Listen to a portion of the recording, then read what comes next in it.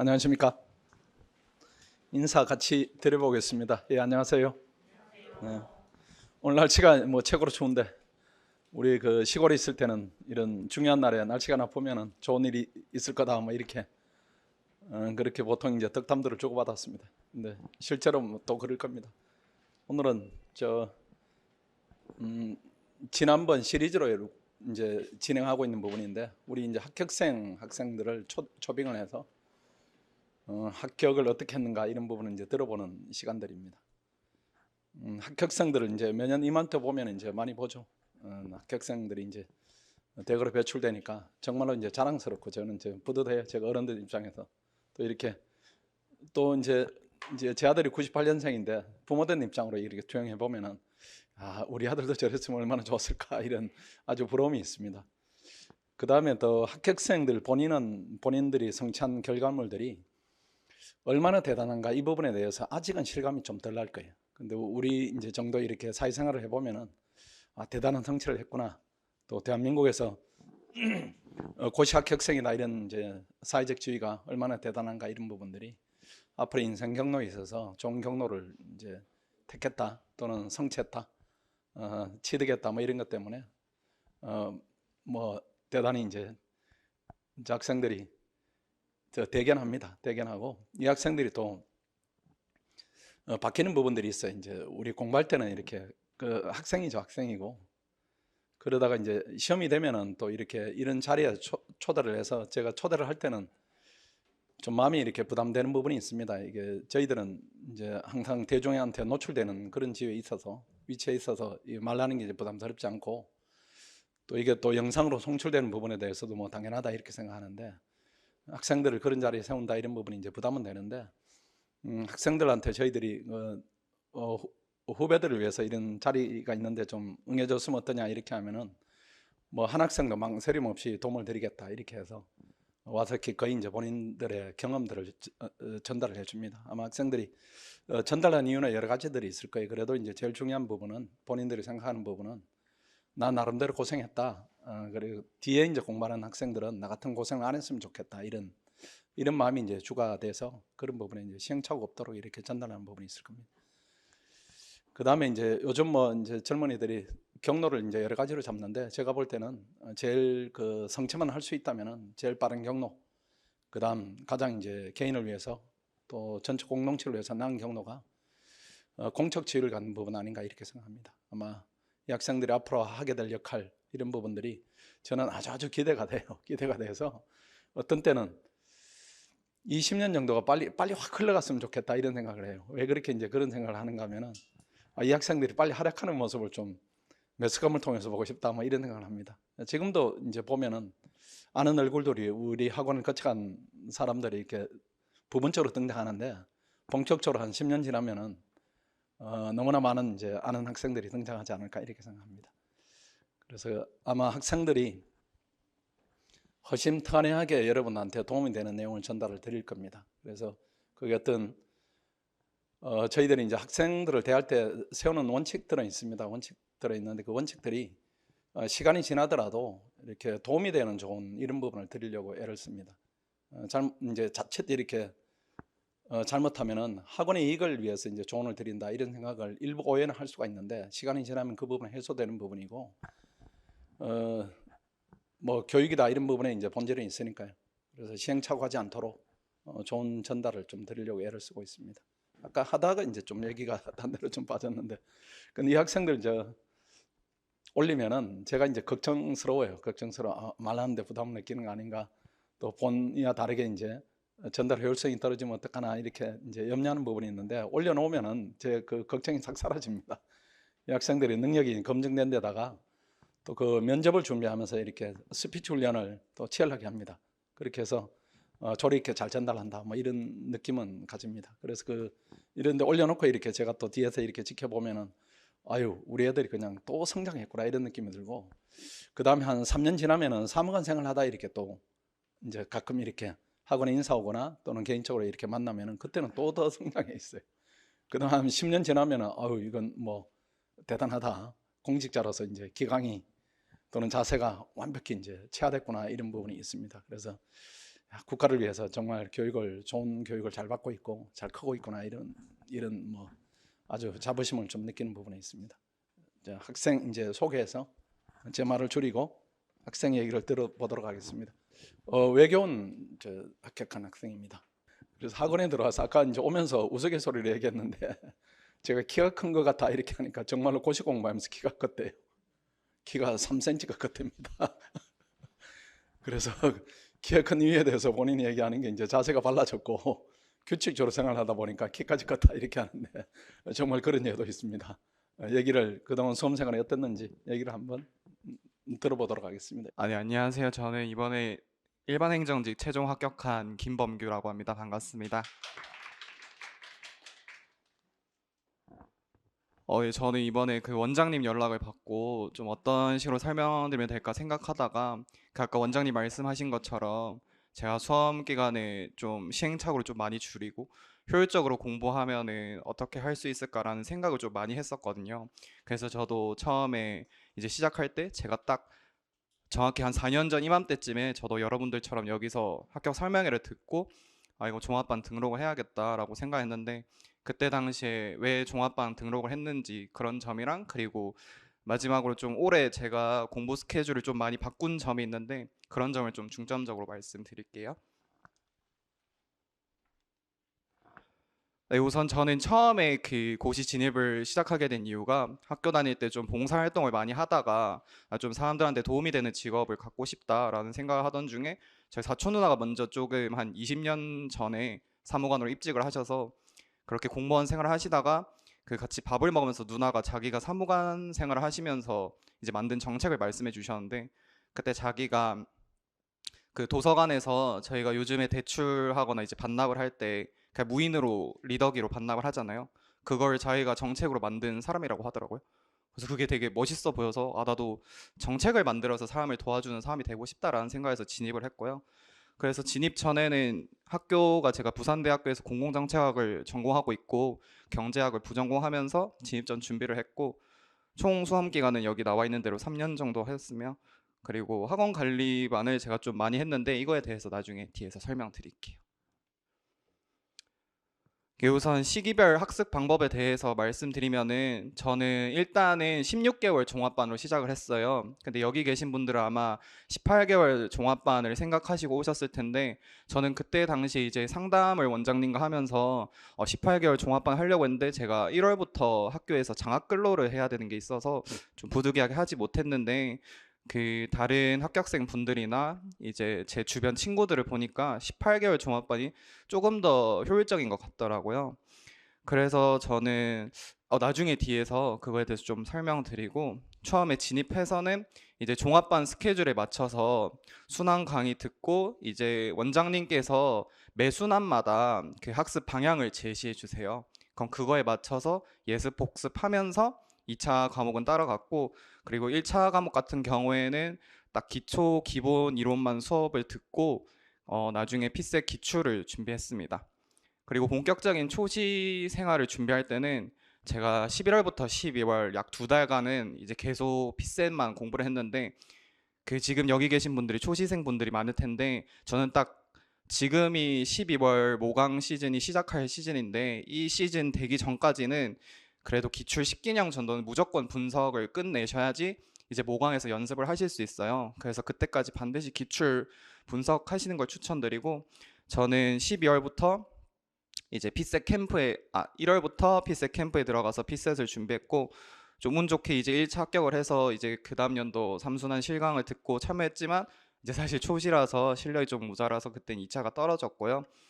근데 이제 제가 이때 초시가 정말 중요하다고 말씀드리고 싶은 게 제가 1차 성적을 조금 애매하게 컷을 한 두 문제 정도 더 맞춰서 합격을 했어요. 그래서 그때 당시에 이게 1차가 될지 안 될지 모르겠다라는 생각을 했었는데 그냥 무조건 나는 1차는 됐다라고 생각을 하시고 공부를 하셔야 이 1차가 떨어지든 붙든 그때 이제 2차 과목 공부를 같이 하시는 분들이랑 이 공부의 밀도가 똑같이 공부를 할 수 있거든요. 그래서 나중에 1차 시험을 보시고 본인 점수가 아무리 애매하다 하더라도 난 그냥 무조건 합격했다라고 생각하시고 공부하시는 걸 추천드리겠습니다. 그리고 제시랑 30대는 그 2차 결과를 보고 제가 부족한 과목을 위주로 계속 준비했던 것 같아요. 네, 구체적으로 이제 과목별 학습법을 말씀드리면은 저는 사실 헌법 같은 경우에는 아시다시피 이제 그냥 60점만 넘기면 되는 과목이라서 이거는 남들 하는 만큼만 하자라는 생각을 해서 저는 종합반 등록하면서 그냥 원장님 커리큘럼을 그대로 따라갔습니다. 그래서 이제 초시 때는 기본 강의도 듣고 특강도 듣고 그리고 그 OX 문제집을 풀면서 연습을 했고, 그리고 제시 이후에는 이제 매년 원장님께서 진도별 모의고사라는 강의도 열어주시는데 그것만으로 계속 문제를 풀고 시험에 응시했던 것 같아요.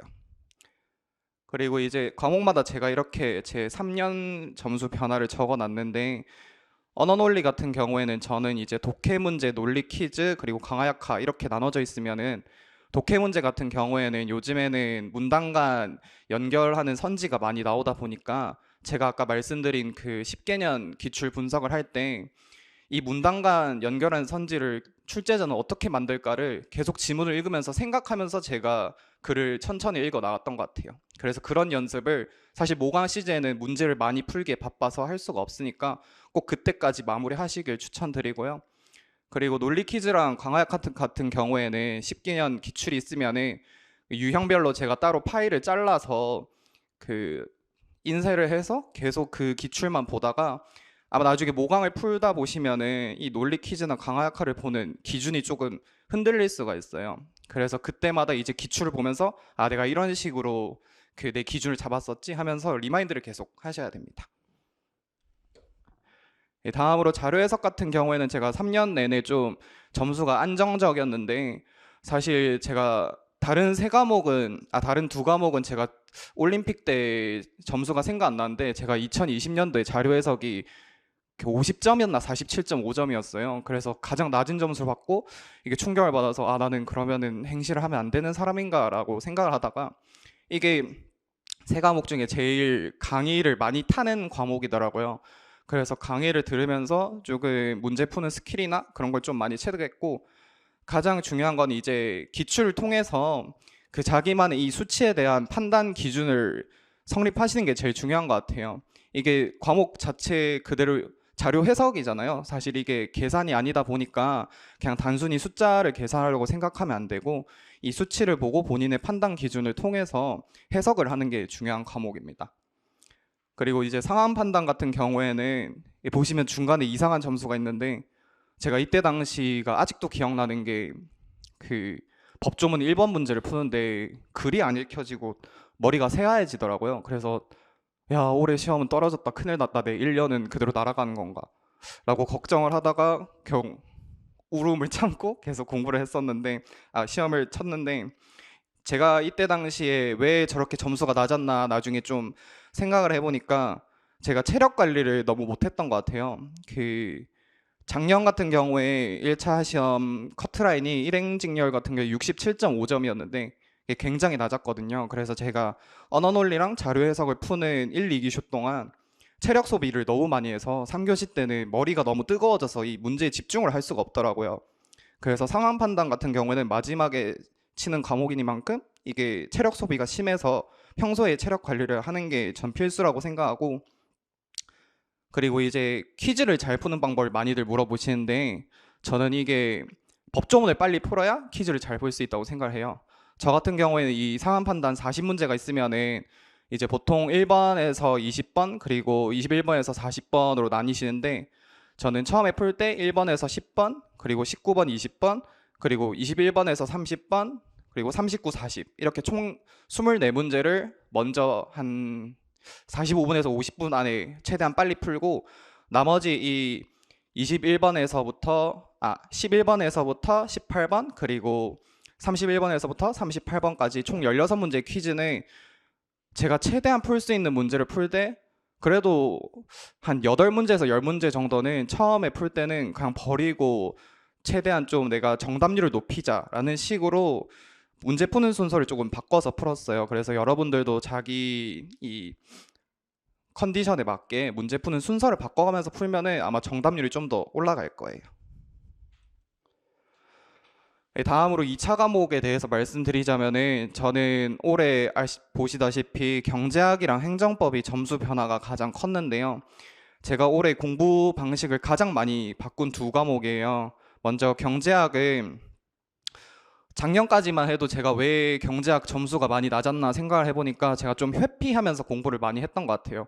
경제학은 사실 가장 중요한 게 문제풀이고 자기가 얼마나 많은 문제를 푸느냐가 중요한 건데 저는 이 문제를 풀고 그 답을 틀린 게 너무 불안하고 걱정이 돼서 문제풀이를 계속 뒤로 미루고 그냥 이제 교과서를 많이 읽고 그냥 공부를 위한 공부만 하는데 제가 너무 습관화가 되어 있어서 점수가 좀 많이 나왔던 것 같아서 올해 2차 준비하면서는 한 절반 이상 시간을 경제학에만 할애할 만큼 경제학 공부를 좀 많이 한 게 이 고득점 하는 데 도움이 된 것 같습니다. 그리고 행정법 같은 경우에는 제가 올해 준비할 때는 최대한 많은 논점을 연습하고 싶어서 그 목차 스터디를 진행했는데 그냥 다 같이 친구들끼리 모여서 이 풀 답안을 쓰는 게 아니라 자기가 어떤 식으로 목차를 작성할 건지 그런 목차만 좀 빠르게 해서 최대한 많은 논점을 연습했어요. 제가 이걸 정말 추천드린 게 제가 올해 그 행정법 문제를 풀 때 나중에 알고 보니까 제가 두 문제에서 세 문제 소설문을 제가 판례랑 결론을 반대로 썼더라고요. 그래서 사실 그렇게 쓰면 행정법에서는 점수를 얻기가 많이 힘든데 제가 이렇게 60점 이상을 받았었던 이유는 그래도 내가 판례랑 결론을 다르게 썼지만 목차를 세분화 하면서 나는 이런 논리대로 내 논리를 전개한 거다 라는 식으로 보여드린 것 같아서 제가 고득점 했다고 생각이 듭니다. 네, 그리고 정치학 같은 경우에도 이제 계속 점수가 좀 상승하는 과목이었는데 정치학은 제가 가장 확실한 거는 행정학스럽게 공부하시면 안 돼요. 이거는 행정학처럼 내가 목차를 아무리 많이 나누고 키워드를 많이 쓴다고 해서 점수를 많이 얻을 수 없는 과목이에요. 그래서 정치학은 이 설문을 큰 설문을 하나 보면은 보통 안에서 2개에서 3개의 소설문이 있을 건데 그 설문을 연계해서 마지막에 내 결론은 이렇다라고 하나의 작은 논문을 쓴다고 생각하셔야 돼요. 그래서 저는 평소에 일단 마지막 설문을 읽고 아, 나는 이 설문에 대해서 난 이렇게 결론을 내린다라고 결론을 먼저 내리고 역진기남으로 쪽의 목차를 생각하는 방식으로 공부를 했습니다. 그리고 사실 마지막으로 행정학 같은 경우에는 제가 전공이 행정학임에도 불구하고 너무 추상적이고 점수 변화가 많지 않아서 이걸 좀 방어적으로 준비했기 때문에 제가 다른 같이 이번에 공부하던 친구 중에 행정학을 고득점 한 친구한테 너는 어떤 식으로 행정학 공부했냐 라고 물어보니까 그 친구는 이제 모든 문단 하나하나를 다 2과일식으로 정리를 했는데 첫 번째는 자신의 주장을 쓰고 그리고 그 다음에는 그거에 대한 근거는 자기 생각을 쓰는 게 아니라 그 주장과 관련된 학자의 내용 아니면 이론을 제시를 하고 그리고 마지막에서는 그거랑 관련된 실제 이제 사례, 뭐 정책 이런 걸 제시하는 걸 무조건 하나의 문단으로 만들고 최대한 많이 목차를 나눴다고 하더라고요.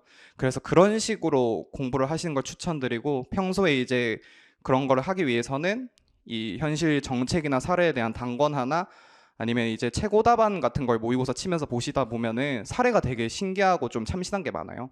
그래서 그런 거를 좀 참고하시길 바랍니다. 네, 다음으로 이제 관리반 시스템에 대해서 제가 말씀드리면은 우선적으로 저는 16개월 종합반을 했는데 여기 계신 분들은 이제 18개월 종합반을 생각하고 오셨을 거예요. 그래서 제가 그 다른 합격생 친구들한테 여쭤봤는데 아마 여기 계신 분들은 18개월 종합반 등록하시면은 윈터스쿨이나 이제 피셋 캠프에 참여하게 되실 거예요. 그래서 2가지 다 참여한 친구들한테 물어봤는데 윈터스쿨 같은 경우에는 아무래도 2차 과목이 평소에 전공을 하지 않으신 분들은 많이 생소하실 수 있을 거라고 생각이 들어요. 그래서 처음에 이제 예비순환 들어가기 전에 윈터스쿨에서 진행하는 수업을 들으면은 조금 사람들보다 먼저 앞서서 이 내용을 이해할 수 있다는 장점이 있다고 말씀하셨는데 저도 사실 16개월 종합반을 등록했지만 그 장학 근로를 하면서 윈터스쿨에서 했던 수업을 제가 인강으로 그때 구매를 해서 들었었는데 확실히 예비순환 때 실강에 참여하면서 다른 사람들보다 좀 빠르게 수업 내용을 체득할 수 있더라고요. 그리고 피셋 캠프 같은 경우에는 주변에 그런 분들 많으실 거예요. 그 2차 시험을 최대한 많이 들어가 보는 게 중요하다. 저도 그렇게 생각하는데 이게 아무리 공부를 많이 해도 2차 시험을 들어가냐 못 들어가냐의 이 밀도가 정말 많이 차이 나요. 그래서 자기는 나는 일단은 2차 시험에 한 번이라도 들어가서 내가 거기서 실전에서 답안을 한번 쓰는 경험을 해보고 싶다 하시는 분들은 피셋 캠프를 하셔서 그래도 처음부터라도 1차 합격을 하고 싶다 하시는 분들은 피셋 캠프 하는 걸 추천드립니다. 저는 16개월 종합반 같은 경우에는 처음에 시행착오를 줄이고 그냥 학원에서 관리해주는 시스템에 몸을 맡겨보고 싶어서 등록을 했어요. 그래서 등록하고 나면은 원장님께서 매 순환마다 제시해 주시는 방향이 있는데 제가 그대로 공부를 하다가 확실히 이 정도로 공부하면은 이건 초시 합격할 수 있겠다 싶을 정도로 원장님께서 이 학습 난이도에 따라서 방향을 많이 제시해 주는데 저는 많이 하는 게 처음에는 버겁더라고요. 그래서 내가 이것만 하면은 그래도 합격은 할 수 있겠다라고 생각하시면서 따라가시면 좋을 것 같아요. 그리고 두 번째로 저는 여기서 종합반을 등록하시면은 계속 인강을 무제한으로 제공을 해주세요. 그래서 예비순환 때는 1순환 경제학 행정법을 예습을 했고 1순환 때는 그 경제학 행정법 2순환을 예습을 하면서 좀 최대한 많은 강의를 수강할 수 있었던 게 좋았습니다. 그리고 이제 스터디를 짜주시는데 스터디에서 같이 만난 분들이랑 고시천 정보에 대해서 좀 공유를 하던가 하는 도움도 있었고 그리고 저는 스터디 리더분이랑 상담을 많이 하면서 내가 이 과목에 대해서는 이렇게 지금 하고 있는데 이게 올바른 공부 방법이 맞냐 하는 식으로 계속 피드백을 조금 받는 식으로 사용을 했고 그리고 종합방 등록하고 나시면은 원장님이랑 가끔씩 이제 상담하실 수 있는 기회가 있는데 저는 사실 그냥 한 번씩 공부하다가 이게 너무 힘들다 싶으면은 막 그냥 무작정 원장님 상담실을 찾아가서 원장님 이거 너무 힘듭니다 하면은 그냥 모든 질문에 대해서 대답을 주시더라고요. 그래서 그런 점이 되게 좋았고 마지막으로는 이제 매번 종합반 분들은 모의고사를 치면은 성적의 30%그 분들을 명단을 공개하세요. 그러면은 이 30% 드신 분들한테는 나중에 장학금을 주는데 이게 공부할 때 동기부여가 되게 잘 되더라고요. 그게 저는 종합반에서 가장 좋았던 것 같고 그리고 피셋 캠프 같은 경우에는 제가 초시 때 이제 시험 응시하면서 피셋 캠프에 참여했는데 가장 큰 장점은 시험 스케줄에 맞춰서 매일매일 운영하는 게 가장 좋았어요. 저는 1차 시험에서 가장 중요한 거는 내가 공부를 많이 하는 것보다 이 실전에 들어갔을 때 내가 얼마나 이거를 계속 쳐내는가 그 기세가 중요하다고 생각이 드는데 이 기세는 어디서 오냐면 저는 시험 스케줄에 자기가 얼마나 많이 적응이 돼 있냐가 중요하다고 생각이 들거든요. 피셋 캠프 참여하시면은 그 매일매일 이제 시험 스케줄에 맞춰서 타종을 해주시고 계속 공부를 할 수 있게 해주세요. 그리고 수요일마다 학원에서 자체 모의고사를 제공해드리고 토요일마다는 이제 법률 저널 전공 모의고사를 참여할 수 있어서 계속 이 스케줄에 맞춰서 공부할 수 있는 게 큰 장점이었고 그리고 이 피셋 캠프 역시 종합반 장학금이랑 별도로 이 주차별로 모의고사를 응시하시고 성적 30% 안에 드시면은 이것도 장학금을 드리기 때문에 이거에 대해서도 저는 동기부여가 되게 많이 됐던 것 같아요. 그리고 마지막으로 스파르타 캠프 같은 경우에는 이제 아시는 분들도 계시겠지만 이거는 2차 과목 2차 과목에 대해서 이제 3순환 기간에 참여하는 건데 제가 초시나 제시 때 이제 1차 시험 결과를 갖고 원장님한테 찾아가면 항상 원장님께서 스파르타 등록하라고 하셨는데 제가 그때마다 여기 들어가시면 정말 공부를 잘하시는 분들이 너무 많아요. 그래서 그분들이랑 같이 경쟁한 게 너무 겁이 나서 등록을 못 했었는데 올해는 그래도 내가 그런 사람들한테 치면서라도 공부를 해야 합격할 수 있다는 생각이 들어서 등록을 했는데 원장님한테도 합격하고 나서 말씀드렸지만 원장님 왜 초시 때 조금이라도 더 적극적으로 저 설득 안 해주셨냐고 할 만큼 되게 저는 도움을 많이 받았어요. 이게 스파르타 캠프를 등록을 하면은 매일 50점 분량 모의고사를 진행해서 자기가 답안을 스스로 조금 쓰는 게 힘들어요. 그래서 억지로라도 학원에서 모의고사를 진행하는 게 답안 쓰는데 많이 도움이 됐고 그리고 이 캠프에 참여하시는 분들이 원장님 면담을 통해서만 들어올 수 있어요. 그래서 같이 공부하시는 분들이 충분히 합격할 만큼 실력이 좋으신 분들이 많기 때문에 저는 같이 공부하시는 분들이 의지가 되게 많으시고 공부를 열심히 하시는 분들이 많아서 저도 계속 긴장감을 하면서 공부를 할 수 있는 게 너무 좋았어요.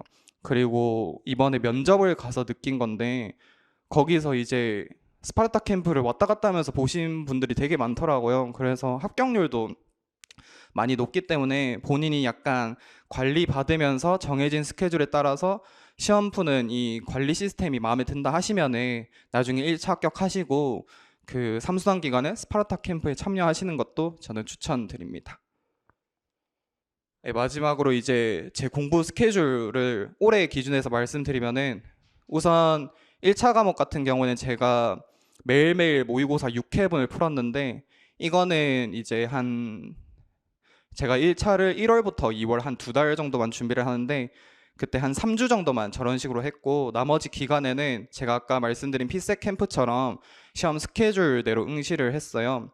근데 이제 한 번쯤은 좀 최대한 많은 모의고사를 풀어보고 많은 문제를 경험해봐서 좀 어려운 문제에 계속 부딪히는 연습을 하고 싶어서 저런 식으로 양치기 연습을 좀 많이 했고 그리고 토요일에는 매주 이제 법률 저널 전국 모의고사를 참여했습니다.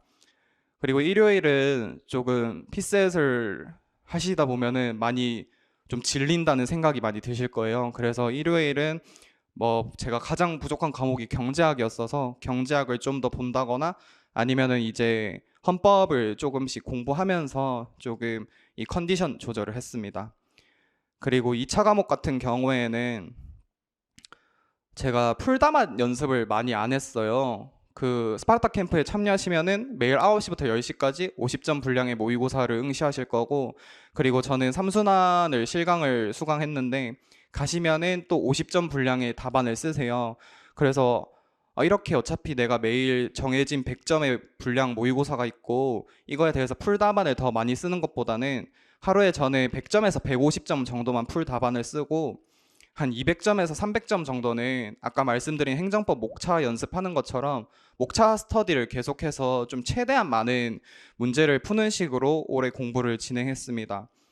이렇게 하는 걸 한 월요일에서 토요일 계속 스케줄 그대로 지켰고 일요일에는 이대로 살면은 정말 힘들어요. 그래서 체력 관리를 하고 싶어서 일요일은 조금 늦잠도 자고 좀 친구들이랑 맛있는 것도 먹고 그냥 답안 특강만 응시하고 좀 논문을 정리하는 식으로 일요일을 보냈습니다.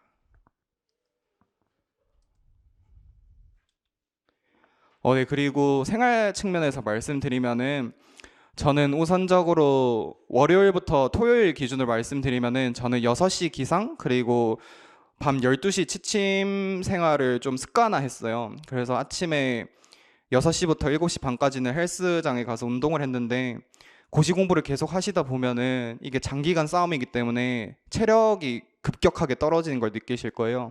그래서 저는 이렇게까지는 아니더라도 평소에 뭐 여기 앞에 보면 그 도림천도 있으니까 거기 가서 산책을 하는 식으로 본인의 체력을 조금 계속 관리하시는 걸 추천드리고 대신에 일요일에는 아까 말씀드렸듯이 조금 늦잠도 자고 맛있는 것도 먹고 하면서 대신에는 저녁에는 무조건 공부를 했던 것 같아요. 왜냐하면 이게 일요일을 풀로 쉬면은 제가 그 다음날 월요일 아침에 공부를 하는 게 너무 힘들더라고요. 그래서 일요일에 푹 쉬면은 월요일 아침도 제가 푹 쉬게 되더라고요. 그래서 일요일 저녁에는 이제 조금 그냥 암기구를 본다던가 아니면은 다음 주 이제 스케줄을 정리한다던가 하는 식으로 시간을 조절했습니다. 그리고 이제 멘탈적인 측면에서는 먼저 자기는 매년 난 올해 무조건 합격할 거다라는 생각으로 공부를 하시는 게 중요한 것 같아요. 제가 아까 말씀드렸듯이 1차 성적이 애매해도 이거 1차 붙을 거다라고 생각을 하고 공부하셔야 이 떨어지더라도 2차를 준비하시는 분들이랑 공부 밀도를 똑같이 할 수 있어요. 그래서 매년 이제 1차를 응시하실 때마다 나는 올해 어차피 2차 시험 들어갈 거고 2차 시험 들어가고 나셔도 그 2차 시험은 5일간 시험을 보실 텐데 5일간 매일매일 시험을 보면서 나 이번 시험 잘 봤다. 나 무조건 올해 합격할 거다라는 생각으로 긍정적으로 생각하셔야 계속 남들과 똑같이 밀도 있게 공부를 하실 수 있습니다. 그리고 이제 아까도 말씀드렸듯이 공부하다가 저는 그 감정 기복이 되게 심해서 힘든 때가 되게 많더라고요. 그래서 그럴 때는 사실 이 고시 공부는 조금 독특한 점이 많기 때문에 다른 부모님한테 저는 상담을 해봐야 부모님 그래 그냥 열심히 하면 된다라고 말씀하셔서 딱히 큰 도움이 되지 않았는데 원장님한테 가면 되게 현실적으로 조언을 해주세요. 그 정도는 사실 힘든 거 아니다. 이런 식으로 말씀도 해주셔서 좀 현실적인 좀 조언을 많이 얻었습니다. 그리고 저는 이 본인만의 스트레스 해소법을 찾는 게 중요한 것 같아요. 저 같은 경우에는 아까 말씀드렸듯이 헬스장 가서 운동을 하거나 아니면 도림천에서 산책을 하거나 이제 친구들이랑 주말에 맛있는 거 먹으면서 외식하는 식으로 스트레스를 풀었는데 이게 장기간 공부하다 보면은 스트레스가 많이 쌓이니까 본인만의 그 해소법을 찾으시길 바랄게요. 그리고 마지막으로는 저는 이 실전 감각 유지를 하는 게 정말 중요하다고 생각을 해요. 1차 시험이든 2차 시험이든 본인이 그 시험 스케줄에 맞춰서 공부를 계속 하셔야 나중에 시험장에서 어려운 문제를 마주쳤을 때 아, 이거 별거 아니다. 어차피 남들한테도 어려운 거다. 그냥 쭉 나가면 된다 하는 기세는 평소에 이 스케줄 관리에서 온다고 생각이 들어서 학원 측면에서 그 제공해드리는 관리반을 등록을 하시든 아니면 본인이 다른 분들이랑 이제 스터디를 그 구성하시면서 이 시간 관리를 하시든 저는 실전 감각을 계속 유지하는 거를 꼭 추천드리겠습니다. 네, 제가 준비한 내용은 여기까지고 지금까지 들어주셔서 감사합니다. 말을 너무 잘하죠, 전달을. 범규는 그 예의가 되게 바른 학생이었어요. 학생들 이제 뭐 수백 명이 있는데 경험상으로 보면은 되게 예의가 바르고 이렇게 말 안 하면 잘 수용이 되고 이런 학생이었고, 그다음에 이런 데 올려 보면은 이렇게 좀 제가 아래서 이렇게 학생들 이렇게 보다가 이제 또 무대에 올라갔을 때 보면은 아, 얘들이 그냥 공직자 느낌이 좀 난다 이런 느낌이 좀 들어요. 범규는 이제 어른들이 좋아할 그런 스타일의 학생이었습니다. 우리가 처음에는 1년차 합격한 학생들 초대해가지고 설명회 영상이 있습니다. 그것도 한번 보시고, 그다음에 2년차 학생도 있고, 그다음 3년차 학생도 있고, 이렇게 다양한 수험 경험을 전달하기 위해서 이렇게 초대하는 학생들의 수험 경험이 좀 다른 학생들을 초대하고 있습니다. 범규는 이제 부산대학을 졸업했는데 아마 그 학교에서 그 고시의 뜻을 둔 학생들이 많지 않을 거예요. 근데 아마 범규가 길을 열었기 때문에 더 많은 후배들이 용기를 가지고 또 응시하지 않을까 이렇게 생각합니다. 많이 응시하면 합격생이 많아집니다. 적게 응시하니까 적은 거고, 굳이 뭐 이렇게 본인 한계를 스스로 설정할 필요는 없다 이렇게 생각합니다. 그다음에 아까 이제 경제학 점수 이렇게 올라가는 걸 봤는데 뭐 대단한 의지입니다. 대단한 의지이고 능력입니다. 이게 보통 과락 이렇게 연속 2번 맞으면 의지가 꺾이는데 보니까 35점, 39점 이렇게. 두 번째는 심리적으로 되게 이렇게 속상함이 있었을 거예요. 첫 해도 마찬가지고. 그걸 극복하고 이제 원래 79점 맞았으니까 하여튼 열망이 대단했다. 이렇게 고시의 제일 중요한 부분이 목표의식 이런 부분인데 그 부분이 이제 계속 온전히 살아있는 학생이었다. 뭐 뒤늦게도 이렇게 생각합니다. 행정법 보니까 초고득점입니다. 거의 탑10 안에 드는 아주 우수한 성적입니다. 그다음 내용 중에 뭐 피색 캠프, 스파르타 캠프 뭐 이런 말이 지금은 이제 뭐 저게 뭐냐 어디 산속에 들어가냐 뭐 이런 느낌으로 올 텐데 저희들 1년에 그 학생들의 수준을 믿고 맡기는 기간이 있고 그래도 우리가 강력하게 좀 통제력을 발휘해야 되겠다 이런 기간이 있는데 1차는 2달 정도 저희들이 통제를 하고요. 2차는 4달 정도 통제하는데 그게 이제 캠프라는 이름으로 이렇게 여러분한테 전달이 됐을 텐데 아직은 저게 뭔가 뭐 이런 느낌이 있을 거예요. 그리고 이제 그 다음 학생을 또 초대해서 오늘은 저 보니까 외교원을 준비하는 학생들이 조금 많이 왔던데 그 학생들을 위해서 우리 서인성 학생이 또 좋은 경험을 전달을 해 드릴 겁니다. 네, 안녕하세요. 저는 올해 2023년 외교관 후보자 선발 시험에 최종 합격한 합격생 서인성이라고 합니다. 반갑습니다.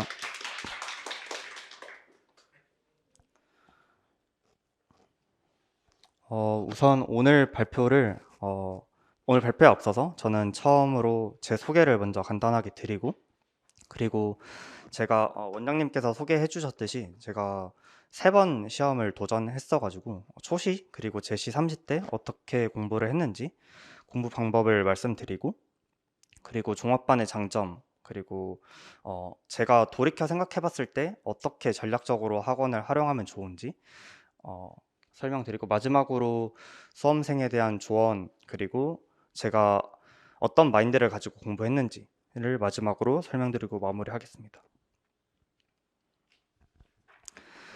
저는 동국대학교 정치외교학을 주 전공으로 하고 있고 처음부터 외교관이라는 꿈을 가지고 시작했어서 전공을 정치외교학으로 잡았고, 그리고 학교 선배가 외교관 시험을 준비하기 위해서는 경제학이 좀 중요할 거다라고 설명을 해주셔서 경제학과를 복수 전공을 했습니다. 그래서 다른 그 원장님께서도 설명해 주셨듯이 앞에 다른 외교원 합격생 분이 노베이스로 아마 진입을 해서 설명을 한 걸로 알고 있는데, 저는 국제정치학이랑 경제학 이 두 과목에 대해서는 베이스가 좀 있었고, 그리고 총 수험 기간은 20년도 1월에 이쪽 신림동으로 이사를 와서 공부를 시작했고, 그리고 올해 6월 2차 시험까지 총 3년 5개월을 공부를 했습니다. 2021년 초시에는 운 좋게 1차에 컷으로 합격을 해서 2차에 들어가게 되는데, 2차에는 3점 차이로 불합격을 했고, 그다음에 제시에도 마찬가지로 1차는 합격했지만 2차에는 불합격을 했고, 올해 세 번째 시험에서 1, 2, 3차를 합격해서 최종 합격을 하게 됐습니다.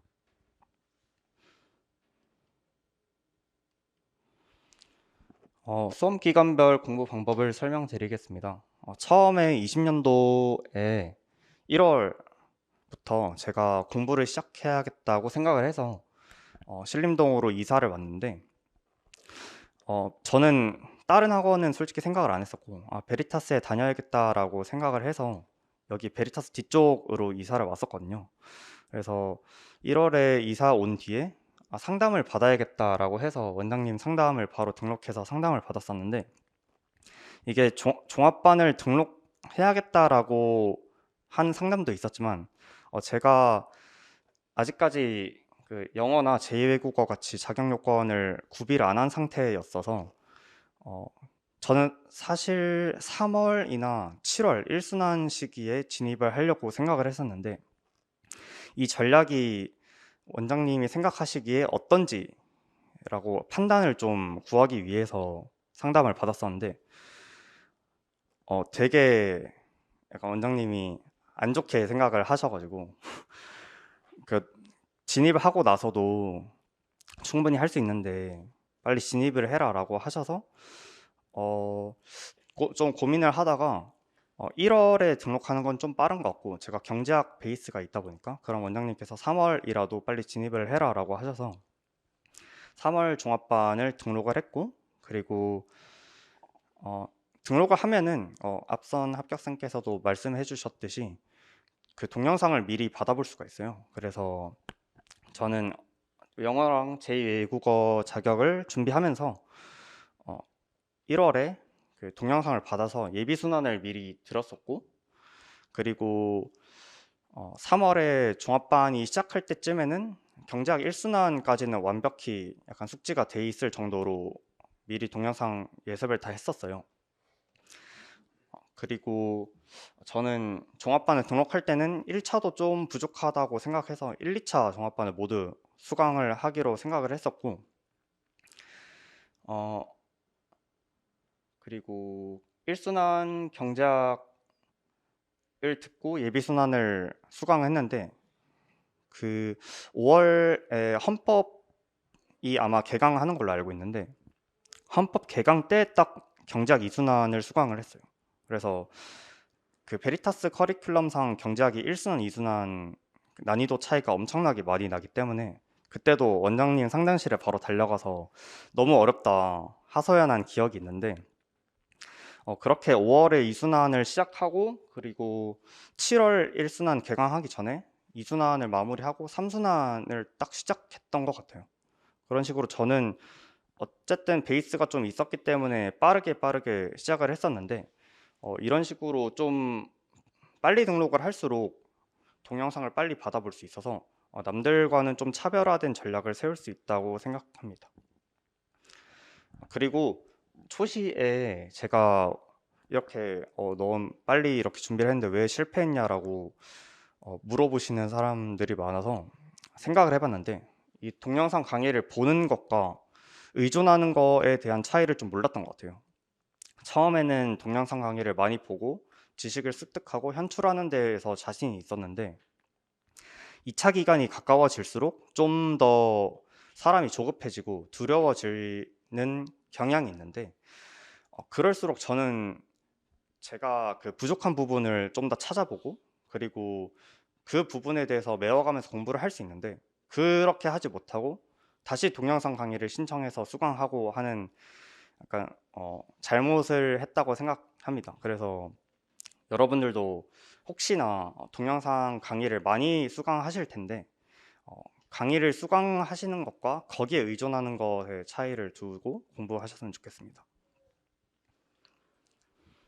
그리고 제시 때는 초시에 꽤 좋은 성적을 받았다라고 생각해서 조금 느슨해졌던 것도 있고 그 다음에 나 할 수 있겠다라는 자신감을 가지고 했는데 이게 1년 동안 스케줄이 계속 반복되다 보니까 조금 이 생활이 루즈해지는 것도 있고 긴장감이 많이 없어지는 것도 있어요. 그래서 1차를 합격하고 또 3순환 하겠네, 또 뭐 4순환 하고 2차 보겠네 라고 생각을 해서 이 생활이 좀 많이 느슨해졌었고 그래서 이게 다시 되돌아오더라고요, 저한테.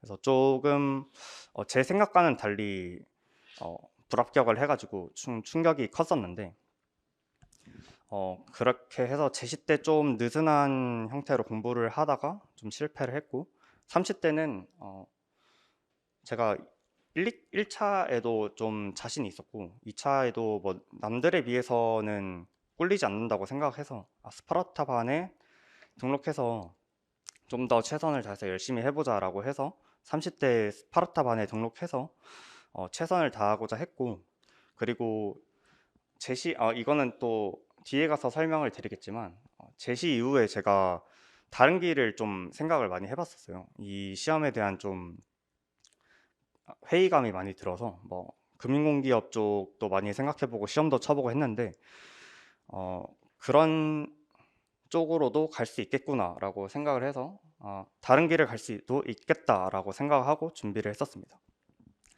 그래서 삼순환을 학원 강의를 들으면서 선택적으로 수강을 하고 시간을 확보해서 공부를 했고 더 이상 이 강의에 의존하는 것이 아닌 좀 더 내가 능동적으로 학습을 해야겠다라고 생각해서 능동적으로 학습을 했고 스파르타반이 아까 합격생님께서도 설명해 줬지만 아침에 시험을 보고 뭐 교수님께서 강평을 해주세요. 그래서 뭐 삼순환과는 다른 과목을 시험을 보고 강평을 듣고 하면은 하루에 2과목 이상을 공부할 수 있는 효과를 낼 수 있기 때문에 그 부분을 좀 더 적극적으로 활용하려고 했습니다. 다음으로는 종합반의 장점과 어떻게 전략적으로 활용해야 되는지를 설명드리도록 하겠습니다. 저는 베리타스를 생각을 했는데 종합반, 단과반은 아예 고려를 안 했고 종합반을 무조건 다녀야겠다라고 생각했는데 고시반을 오히려 더 고려를 했었어요. 고시반이냐 종합반이냐를 선택을 하려고 했었는데 고시반 여기에 기록을 해놨는데 고시반에서 할 수 있는 것들을 종합반에서 모두 커버를 할 수 있고 좀 더 좋은 조건으로 다닐 수 있다고 생각했고 그리고 종합반에서는 스터디를 적극적으로 조직을 해주시고 그리고 피셋 같은 경우는 뭐 90점대 이상 분들을 리더로 배정을 해주시니까 좀 더 좋은 조건에서 스터디를 할 수 있고 그다음에 장학금에서도 받을 가능성도 높고 그 스터디 내에서도 정말 우수한 학생들이 많이 있기 때문에 뭐 피셋 같은 경우에는 스터디를 하면서 배우는 부분이 저는 많다고 생각해서 그 부분에서 좀 더 우위에 있지 않을까라고 생각했고 그리고 인터넷 강의를 활용하는 것도 저도 뭐 1순환이 개강하기 전에 2순환도 듣고 3순환도 들은 만큼 그런 부분에서도 좀 더 내 역량에 따라서 활용 가능성이 높다라고 판단을 해서 좀 종합반으로 고시반보다는 종합반이 더 유리하겠다라고 생각을 했습니다.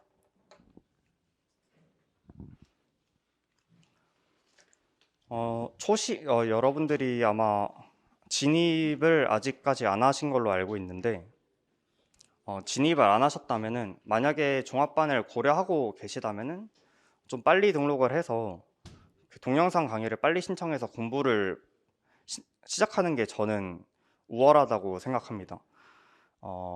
왜냐하면은 제가 그 행시사랑이라는 카페가 있는데 거기서 스터디나 아니면은 강의를 구해 보면은 다른 분들은 뭐 1순환 개강하기 직전에 1순환 강의를 신청한다던가 하는데 보통 베리타스 종합반에 다니면은 거의 뭐 2순환 듣기 전 한 몇 달 전에 2순환이 미리 완성되어 있는 분들도 있고 좀 다른 수험생 집단에 비해서 우월한 실력을 가질 수 있기 때문에 종합반을 고려하고 계시다면은 좀 더 빠른 시일에 등록해서 인터넷 강의를 받아보시는 걸 추천드리고 그리고 실력에 따라서 스파르타 반도 활용할 수 있으니까 이 부분도 적극적으로 고려해 보시고 그리고 옛날과는 다르게 지금은 좀 정보력이 중요한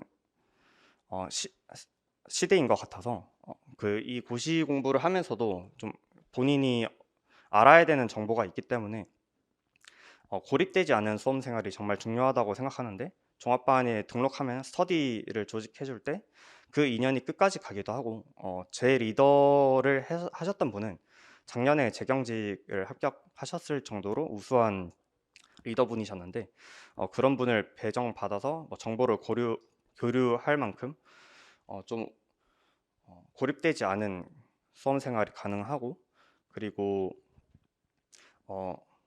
항상 저도 스파르타반 상위권을 보면은 이름이 맨날 있는 분들이 있는데 이번에 그 재경직 수석 합격을 하셨더라고요. 제가 눈여겨본 분이. 그래서 그 안에서도 정말 우수한 학생들이 있기 때문에 밀도 높은 경쟁을 할 수 있다는 점에서 좀 장점이 있는 것 같습니다.